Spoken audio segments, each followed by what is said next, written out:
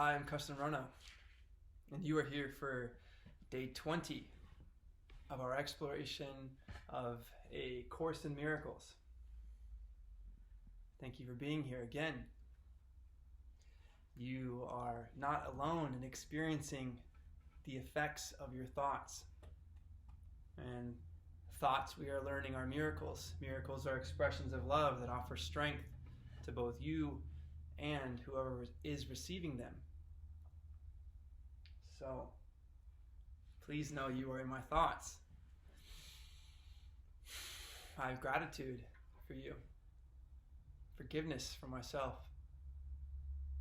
and an opening to the unknown. We are creating something. We are told that there are no neutral things because there are no neutral thoughts. I suppose it's okay if it's still confusing or we do not understand how everything physically around us is created, but we at least know that we are creating something in the invisible with the energy that we have and what we believe that we are, or how we believe we feel any given day, or how we would like to feel. And we recognize that we do crave meaning. And we recognize that when we look around, we do see evidence of meaninglessness. And we do understand that even if we do not feel well, we believe we do not feel well, we innately, intuitively understand that we would like to feel well. And if we can't feel this for ourselves, we can admit that we would feel it for someone whom we love.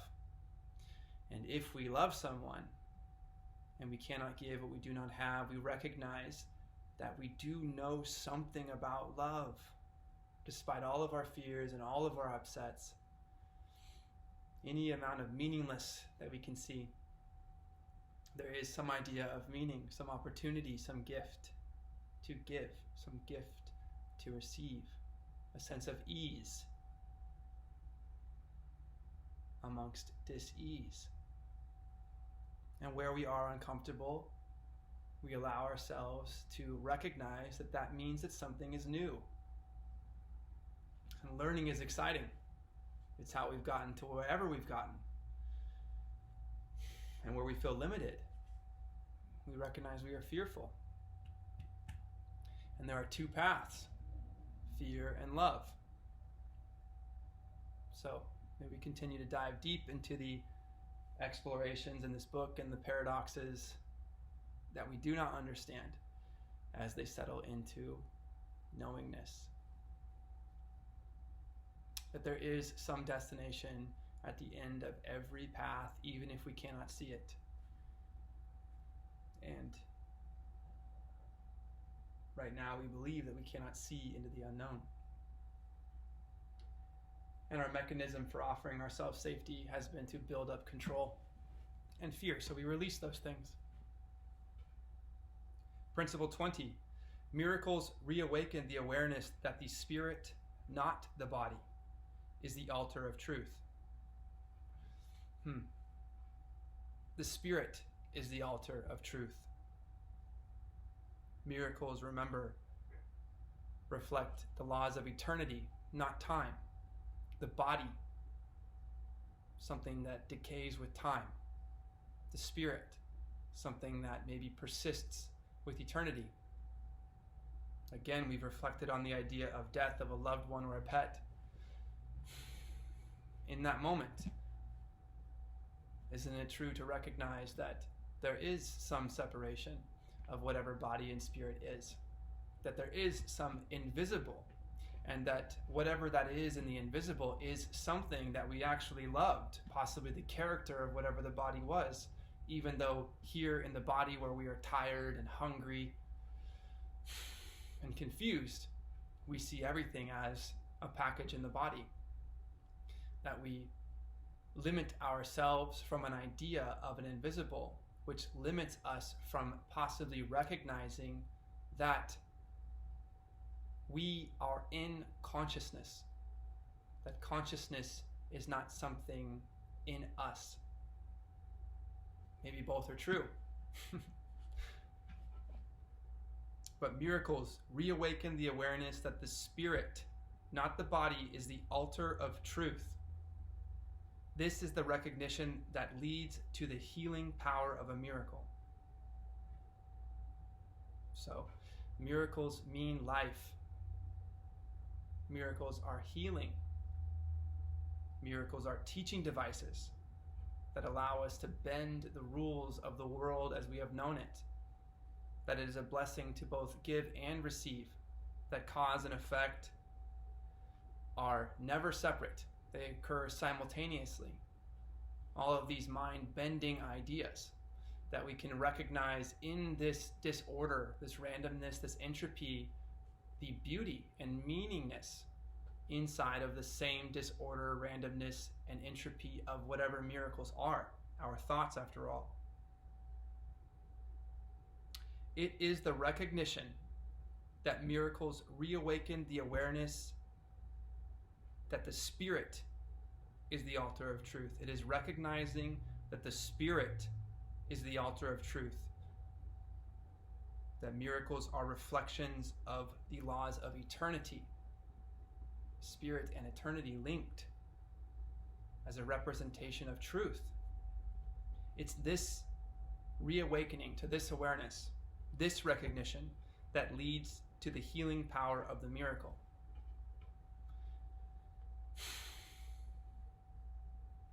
If we are lost in untruths, if we are assigning our worth to our body, then we are attempting to gain some kind of control over the process of miracles.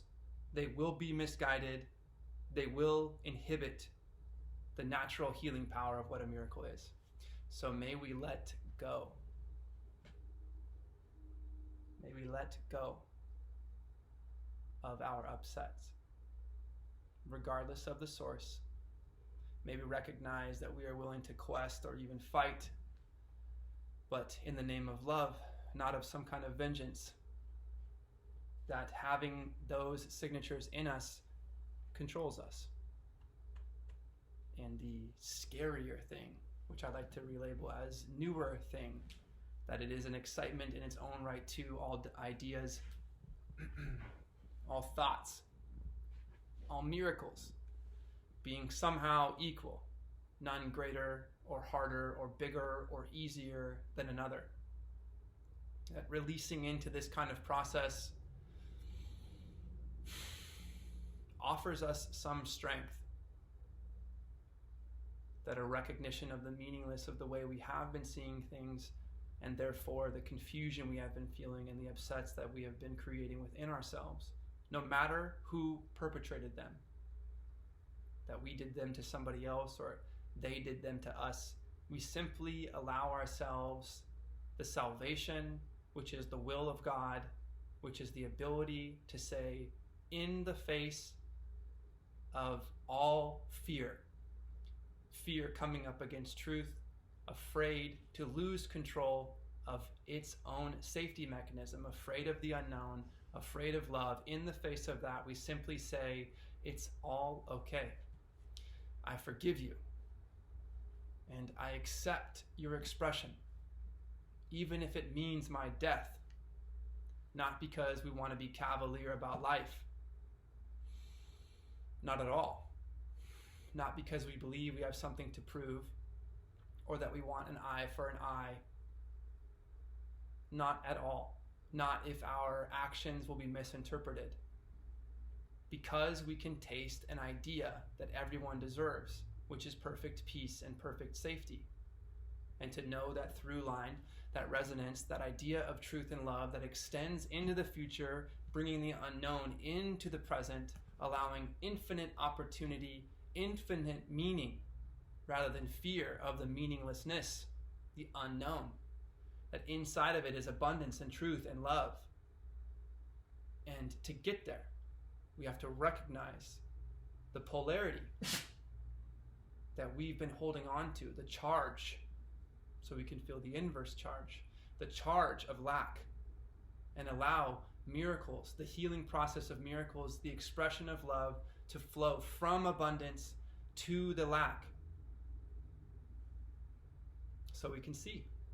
And we can see that we have peace and safety in the opportunity of the unknown. That miracles are healing.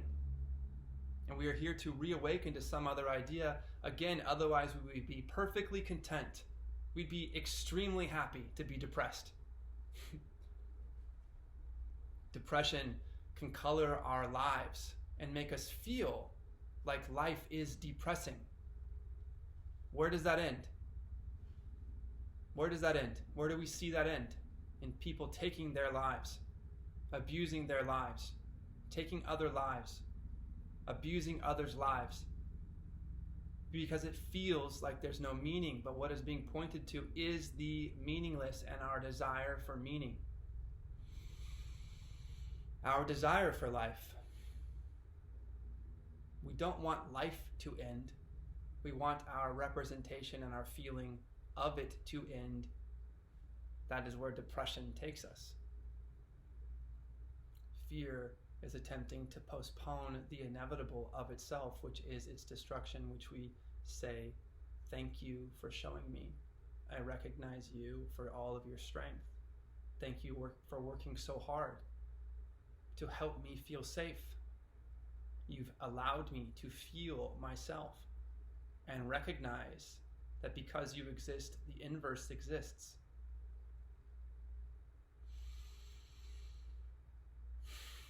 And I'm ready to try that on. Please excuse me.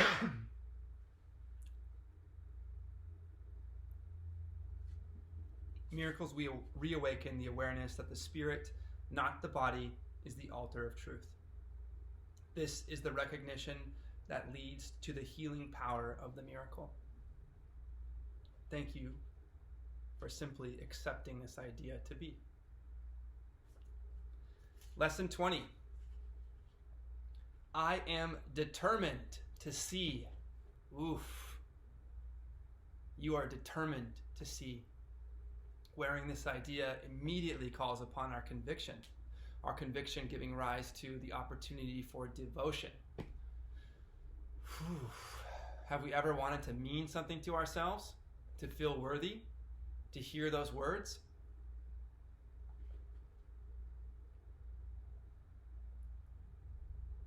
I am determined to see, not to image make. I'm not interested in it. I am determined to see. That's today's mantra. We have been quite casual about our practice periods thus far. There has been virtually no attempt to direct the time for undertaking them. Minimal effort has been required, and not even active cooperation, which we learned about yesterday, that cooperation is required. Not even active cooperation and interest have been asked. This approach has been intentional and very carefully planned.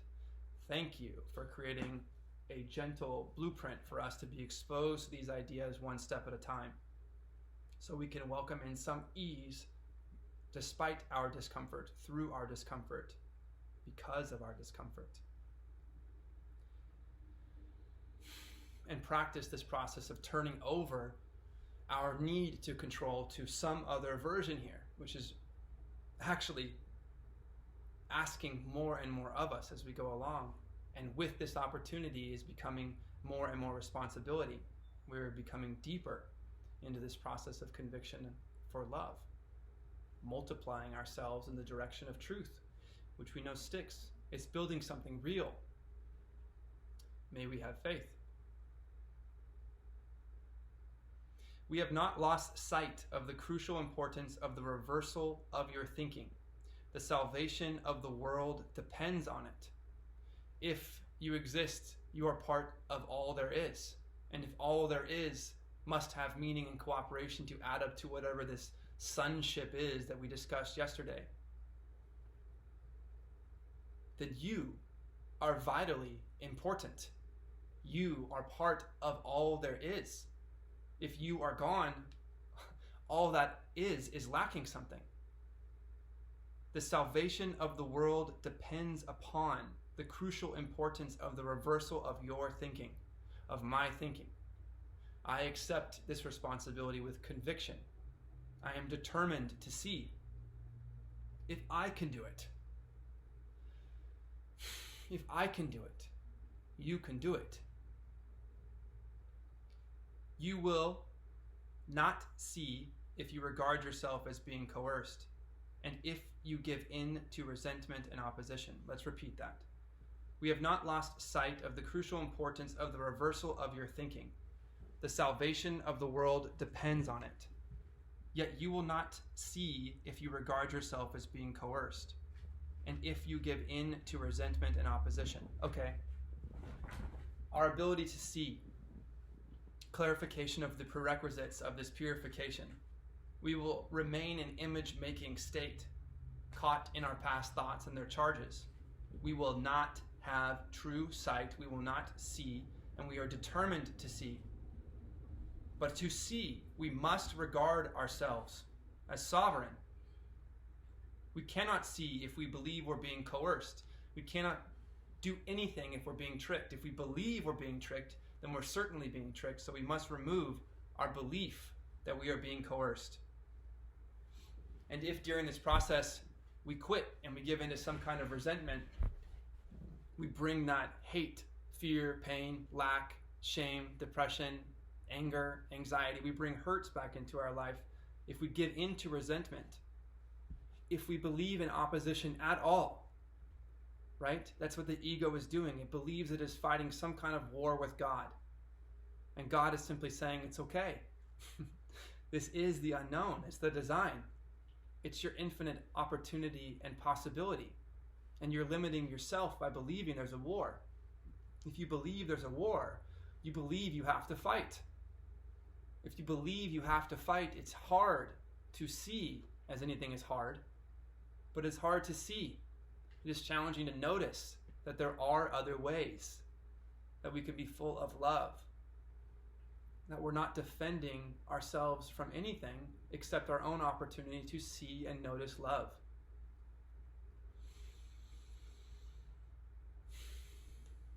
The biggest gift that we can give is to be full, to be leaders, to be caregivers and teachers, to show by doing, not by saying, to be present, to be available to the people that we love, not going and dying for some vengeance or hate because we believe there must be opposition. This is our first attempt to introduce structure. Do not misconstrue it as an effort to exert force or pressure. Structure does not necessarily need or mean that we have to apply more force. We're not here to force anything. We're here to practice with ease and specificity and conviction and determination, but we are not here to force anything. That where we are headed, if it's perfect peace, would not include coercion, pressure, resentment, opposition, and force. You want salvation. You want to be happy. You want peace. You do not have them now because your mind is totally undisciplined, and you cannot distinguish between joy and sorrow, pleasure and pain, love and fear. You are now learning how to tell them apart, and great indeed will be your reward. In the beginning, we had applied all the meaning that we had for things and ideas. We accept them as meaningless, that they mean nothing. That enters us into an idea of nothingness. We start stating our values, our convictions, the importance, the idea of love and what it can offer us.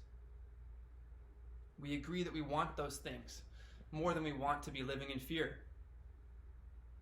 And we admit that we have no idea what's going on. We do not have them, this happiness, peace, salvation. We don't have them because we are still undisciplined. We are learning. That's okay. We cannot distinguish between joy and sorrow, pleasure and pain, love and fear. So, I'm sure you think you can. I'm sure you think you can. You feel the sunshine You eat ice cream if you can tolerate lactose with no lactase. And you feel good. Sugar's a rush. We believe we feel good. I stub my toe. I fall down. I'm surprised by some change in a relationship. I believe I feel bad. So I think I know what pleasure and pain is, love and fear is, joy and sorrow. But I'm still learning to tell them apart. Why am I willing to believe that I do not know what they are?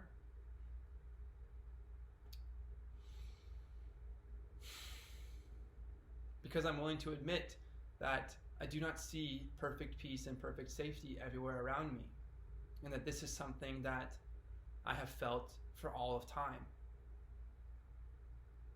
Perhaps then I have been assuming control over what I think is possible based off of what has happened to me or what I've done in the past and what I believe about it. So even if I can laugh or cry, perhaps there is still a greater meaning. Your decision to see is all that vision requires.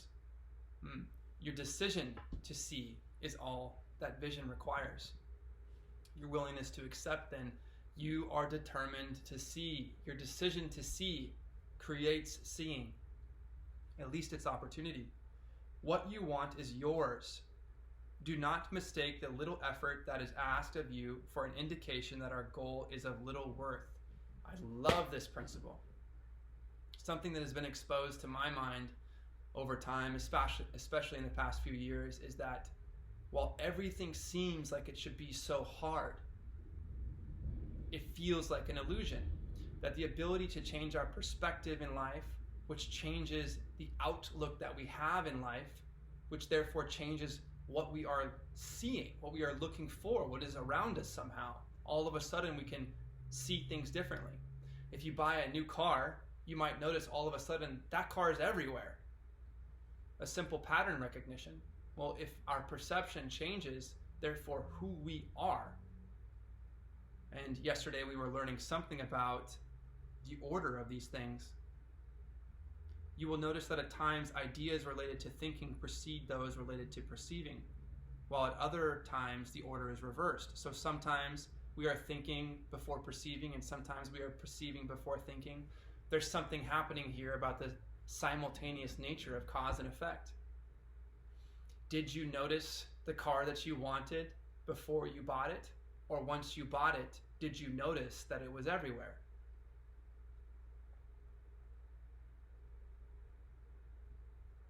It's okay for things to be easier than we ever imagined. And I do believe that if you allow this idea into your mind, you start noticing the fun weavings of your intuition and the revealings of whatever it is that your intuition was calling on. And that the trick, so to speak, for me has been to not grab on to the idea, not focus in on it so hard that I start planning a way to receive it. That's a great thing, to make a goal and work at it every single day. That's what we're doing with this book. But we're making our goal something as simple as just listen to the lesson for the day, the principle of the day, and let it be. Just practice a little bit, and if that's too hard, do less of it. That's okay. That somehow we're seeing the clues that all of this quest for meaning has been way easier than we ever imagined. And when we look around amongst all of our expressions of hurts, it seems impossible. So ask yourself simply, would you like to give in to depression such that you believe the only way out is to end what life is altogether? And even then, you would be ending only what is the case of the body. We know there's something about a spirit. This is not religious-based whatsoever. You can witness it when you see something pass. You can imagine it. You've heard of out-of-body experiences. Where are you when you're dreaming? What are those images relative to the ones when you're awake? How do you know for sure? How do you know for sure that you're the same as when you went to sleep? I know you're in the same spot, but where were you in between? How did you get there versus where you are now as a matter of your conscious experience? There's something else going on here.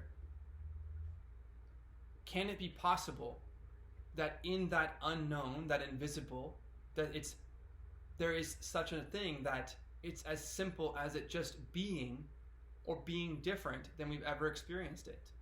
That it is our insistence on this linear path through time rather than a perspective of the laws of eternity that stick us with this idea of lack.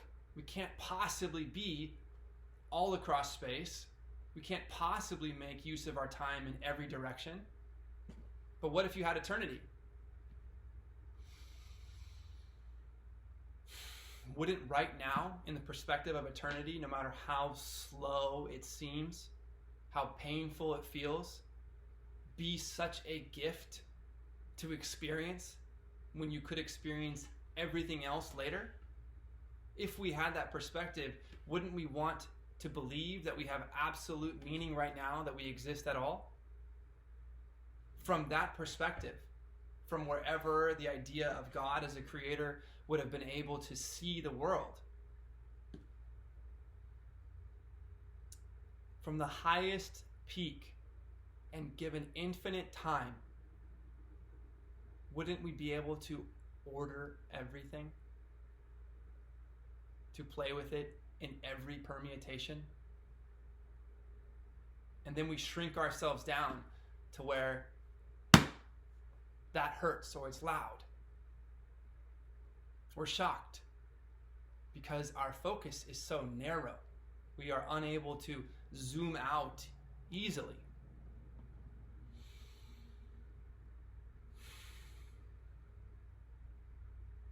The hardest asset investments, zoomed out over time, are always increasing in abundance. On a day-to-day basis, or hour by hour, or minute by minute basis, they look chaotic. How could you ever time it? Well, isn't that the joke, that we're not here to time anything? We're not on time, we are in time. And given enough time, well, that would mean that if we had all time, then we would have all time for learning. The learning would be done at the end of time. If the learning is done, if we have all time and all resources, then we would be able to create something with absolute meaning. It's not a far stretch. And then if we inserted ourselves into any point of that puzzle, other than the end of time, no matter how much we know, it'd be relatively less. And we would always be tempted to feel like we are in lack because we cannot know everything yet. And there is the basis of our fear and the idea that we need to control. The illusion that this is somehow hard. It's just new. We're on our way. We're on our way. May we have faith. May we trust that there is meaning in everything, including our hurts and the ability to recognize them. That it can just be as easy as tuning in to a different frequency. Something that doesn't require constant energy to cover up the truth, where it keeps leaking out and we keep ignoring our eyes and ears because someone tells us that's not true. And what they offer us is the best that they can sell us. You have an innate right to everything in the unknown. What did this just say? What you want is yours. That doesn't say take what you want. It just says what you want is yours. What you're looking for is already yours. It's built into you. It's your divine right. It's the will of God, in the language of this book, for you to find salvation, which is the opportunity for you to look at yourself, to reflect yourself upon yourself, and to say, I forgive you for any way that you have been. I see that you have been trying your best, that this is the maximal expression of love that you are able to harness. I appreciate your excitement. Thank you for bringing it into your practice. May you continue with excitement, taking a step for the sake of a step, with no insistence on the outcome. There are other people that Say this. That's the blueprint. Have you tried it on? That's what we're doing. Do not mistake the little effort that is asked of you for an indication that our goal is of little worth. Can salvation of the world be a trivial process? And can the world be saved if you are not? Are you not of the world? God has one Son, and he is the resurrection and the life. His will is done because all power is given him in heaven and on earth. In your determination to see is vision given you. Wow. Being equated to God's Son, the idea of Christ. How is it okay that you are allowed to be Christ-like, at least? We hear that we are created in the image of God. Does that mean God looks like us? I don't know. How would it describe my dog or my cat or the trees? I don't know. Maybe the image of God is the idea of love and meaning in all things. And in such a case, your meaningfulness would be required for the total salvation, the total sum of all meaning. Please allow your meaning and say, I am determined to see. Say it after me if you dare. I am determined to see. Say it with me right now. 1, 2, 3. I am determined to see. Is that empowering for you? Or do you feel resistance? Do you feel resentment? Opposition? Do you believe I'm trying to coerce you into anything at all? No, I am inviting myself to witness an idea of trying on truth and love, where I believe I was operating out of truth and love, but I recognize that I see my upsets and pains, and I'm inviting you to try on the same idea. There's no coercion here. How could I coerce you? How would that be possible for me to tell you to wake up? For me to believe that I could tell myself to wake up without trying it on. And as I try something on and wear it, I become it. If I dare, if I'm determined, if I have conviction. And this particular practice wonderfully requires that we release the control over any kind of timing and expectation, including what I would theoretically need you to do for me to feel full. Instead, I give myself as much as I can. What I want is mine. It's just here. It just is. What we want is meaning and truth and love. And as we offer ourselves love, we become fuller in love. If I offer you love, you receive love, and so do I. We both receive strength. There's no coercion here. There's no opposition. And if we find it, it is in ourselves. If we are uncomfortable, it means we do not know. And so you're invited to practice with me. I do not know.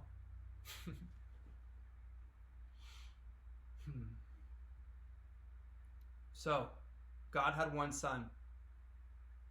He had some kind of will. Let's say that's forgiveness. And his will is done because all power is given him in heaven. What is heaven? Perfect peace, perfect safety. The destination of his quest.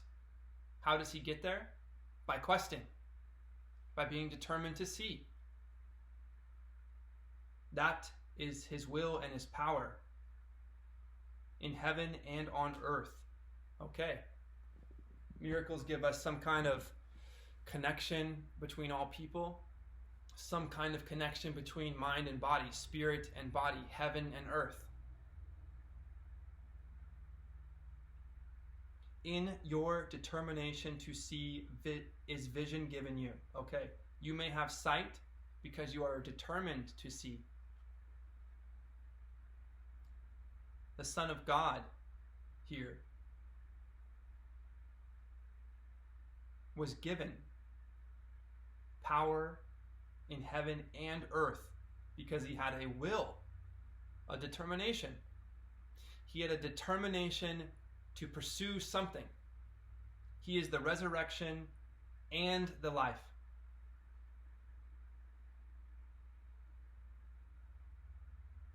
The resurrection and the life. I suppose that insinuates a death. We are allowing the death of our past and our attachments to those sources. We are being resurrected. Miracles mean life. We don't have to claim to be the Son of God or know what his power is, but we know that he had a will. And we can be given vision simply by our determination. What is our determination? It's a willingness to not be confused any longer by our own ideas of opposition, resentment, that we believe we're being coerced to give ourselves up, where instead we are investing in ourselves. Simply switching to allow this determination to see, which has no threat on the rest of our life. Couldn't you pursue anything you wanted to? And if you were stronger, don't you imagine you would be able to do it better? Whatever that means. That somehow there's ease in being determined. The exercises for today consist in reminding yourself throughout the day that you want to see. Today's idea also tactically implies the recognition that you do not see now. Therefore, as you repeat the idea, you are stating that you are determined to change your present state for a better one, and one you really want. Okay. The implication in today's exercise is that we have no frickin' idea.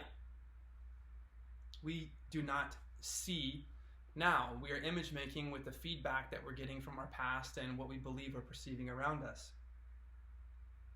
But remember, our thoughts can also precede perception, that our thoughts as miracles allow us to change the environment around us. So we can accept the thought. We can deeply accept the thought that we want to see, even if we do not now. So as you're going to repeat this idea, I am determined to see throughout today, you are stating that you are determined to change your present state for a better one. And you really want that new state. You're determined to change your present state for a better one. One that you really want. Wow, if I really want it, I'd be determined to have it. Maybe I've never pursued something as dedicated as this before. Maybe I'm trying on determination for the first time, a regular practice for the first time. What would allow me to do that? It would mean that my work would be worth it, and that I am worth it, that something positive is coming out of my work. And if it is in the unknown and I feel afraid because I can't totally define it, well, the practice here is to release into that idea. So lucky for us, it can exist. If everything can exist and everything has meaning, and the unknown is exactly that, then somewhere in the unknown, if we do not have what we believe we want, there it exists. That's logical. If it exists, then it's a possibility at minimum that we could know it.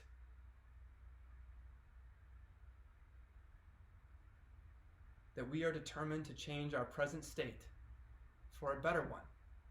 One that we really want. Shoot, that would make it worth being determined. Worth meaning more to ourselves and to a practice that we have yet been able to find the strength to do. But we can find that strength in loving this process and ourselves. That is the gift of miracles, healing, and life. Repeat today's ideas slowly and positively, at least twice an hour. Twice an hour. Twice an hour. It's halfway through the day right now. Perhaps we need to set a timer on our phone, 30-minute timer to wake up, look up, and say, I am determined to see. Do not be distressed if you forget to do so, but make a real effort to remember. I think this is a vital point. If I'm going to have that ice cream that I mentioned, and if I believe that it's not perfect for me, and that's okay, what good would it be for me to add stress? Oh, I shouldn't be eating this. I'm going to eat in shame and silence by myself. And even if I'm eating it by myself, in silence with no one else knowing, what if I just enjoy the heck out of it? What if with no one looking, I give myself permission to really, really, really appreciate having such a fun gift? What I mean by that is, what value will our lives have if we are stressed or shameful about not being perfect? So we're going to aim for every half hour, and if we miss one, we're not going to beat ourselves up. That's taking us back down the fear route, and today we are determined to see. The extra repetitions should be applied to any situation, person, or event that upsets you. You can see them differently, and you will. What you desire, you will see. What you desire, you will see. Such is the real law of cause and effect as it operates in the world. The real law of cause and effect is that no matter if you see things differently, the real law is recognizing that what you desire, you will see. AKA, what you see around you must be what you desire. If you are finding pain, as paradoxical as this might be then, if you're seeing pain, you are desiring pain. To what end? Well, presumably, to find some stimulus to wake up. I'm supposed to do this slowly and positively, but it doesn't mean I can't be energetically saying, wake up with me. May we pull forth our conviction and determination, our belief that we would like to see another way. What we want is ours. It is. It's not for the taking, it is.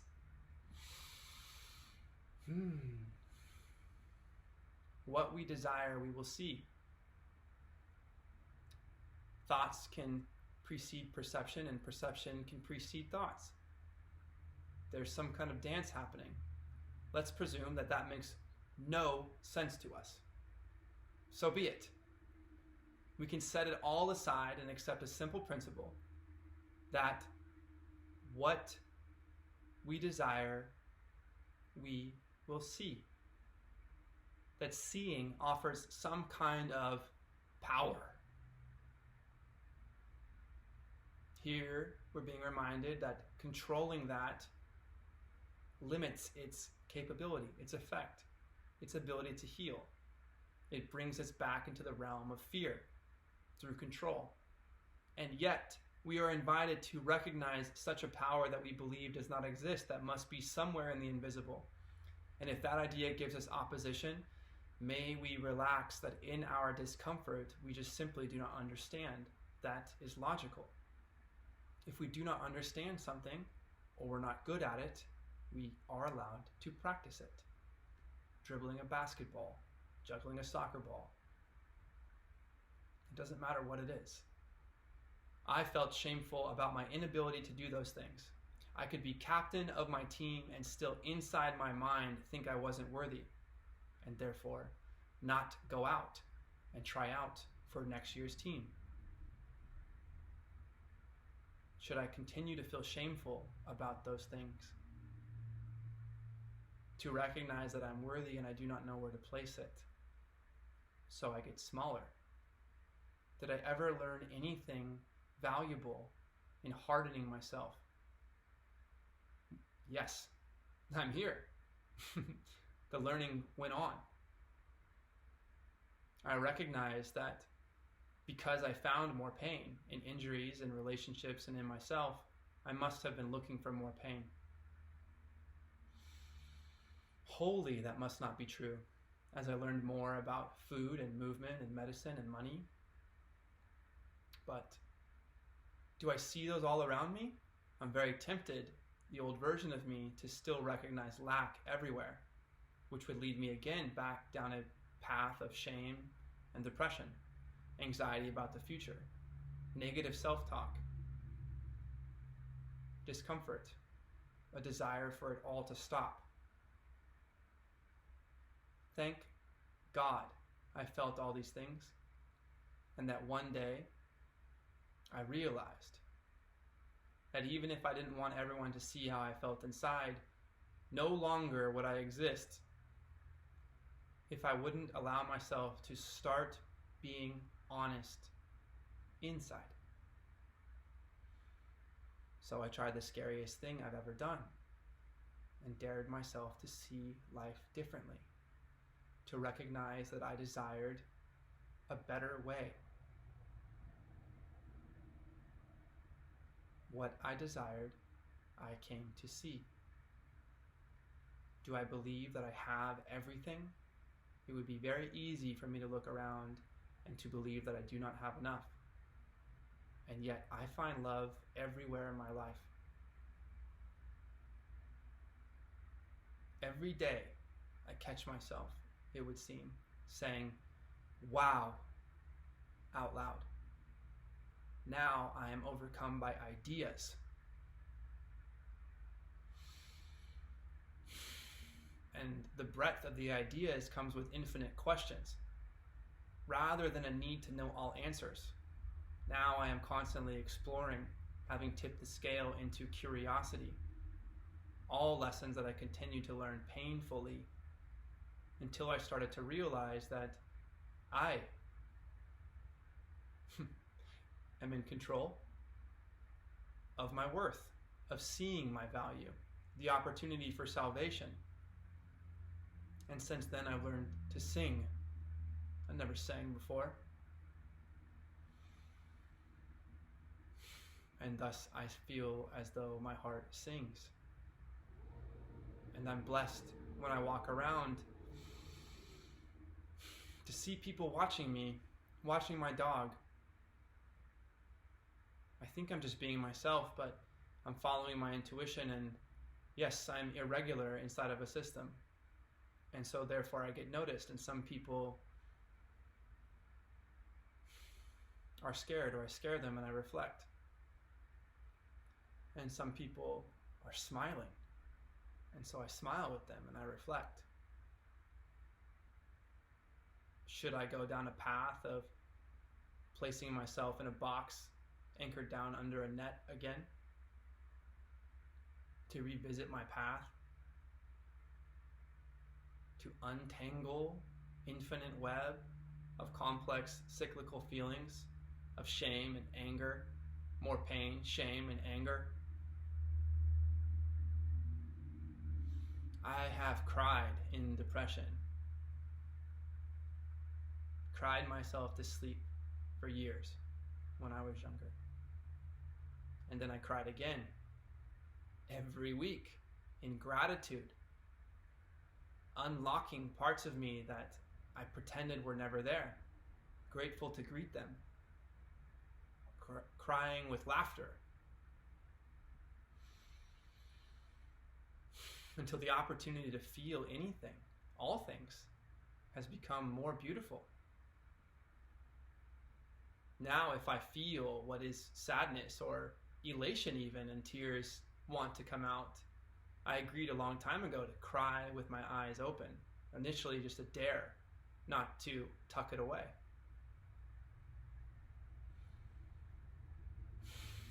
Now I can smile and don't have to have a dry eye. And I feel this breadth of freedom and feeling. So my perspective grows wider. My frame of reference is not so narrow. I no longer just see the problem overwhelming, towering over me, because I recognized that that is a viewpoint at the base of the mountain blocking out the sun. And if I allow myself to take a breath and elevate my perspective, even if it feels like it's beyond myself, that becomes simply a hill to step over. And I can see all the light. These are ideas in my mind. Imperfect. Confusing, but they are there. And so should I pick my shame and depression? Or do I desire to see another way? I am determined to see. I don't know how, and I don't need to, because God will direct you very specifically, and here I am in this book, revealing myself instead of remaining private, which is something I believe is an innate right, to be a private citizen in a public state, which is inverted these days. And here I am, exposing myself, to hear myself, to see myself. I desire to see myself. And I'm grateful to see a system of systems. Servers everywhere, designed to capture everything about you. And yet, with intention, I may actually sew myself into this system for it to be seen how, I don't know.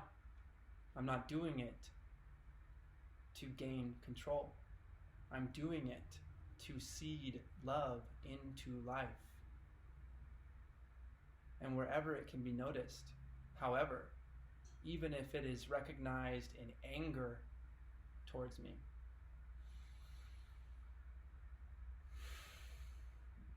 I release the ideas of coercion and resentment and opposition.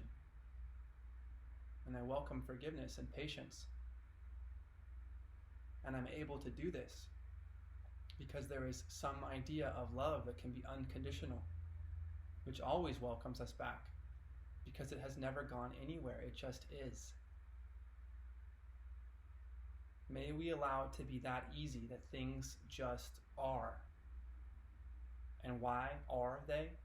Why are they not so far away? Because we believe we have built a structure up, but we cannot build anything with illusions. They can look deeper and deeper and deeper and deeper. But infinity times 0 is 0. Infinity times 1 is infinity. The laws of eternity are not found in fear. They are seen through love, and I desire to see. I believe and want to see something that is better than anything I have ever seen before. And to get there, I have to see myself for what I have been and how I have defined who I am, and open the door to try something new that I've never done before, to know conviction and determination and ease in that process. If I can do it, you can do it. The salvation of the world depends on us both doing it. And even if you need to step on me, I'm grateful to be the foundation of any revealing. You are worthy, powerful, abundant, and complete. I am Kesten Rono. My North Stars are abundance, truth, and love. Today, twice an hour, or less if I forget, without opposition, without fear, with ease and with gratitude, with a desire to see, with a willingness to accept that I see what I desire, and that I desire a way of being that is somehow better than whatever I have experienced. That by finding this, I am fuller, and if I am fuller, I am less concerned about giving myself away. That giving myself away in love is the process of miracles. That this breaks the laws of physics, transcends beyond the body, creates healing, exposes me to the unknown in eternity, where, at the end, there can be no lack, just knowingness. And how we get there, and how far away it is a trick. If we are on the path, we need not be surprised when we reach the destination. And it will have been the process of practicing as a human, fallible, to find resilience and strength in the idea that we are open to releasing our surprises, our hurts, our pains, and our fear through the process of love and forgiveness. And that doing this regularly, not knowing how it will work out, but understanding that all energy is felt, cannot be destroyed, and so we agree with intention to carry ourselves with light and ease and ripple this idea out. We don't do it for a specific action to gain something back, because what we gain is beyond ourselves. Wonderful. Did Christ die nailed in the story? Stabbed? Betrayed? Did he do all this so someone would give him something? Or did he do it because he had a will?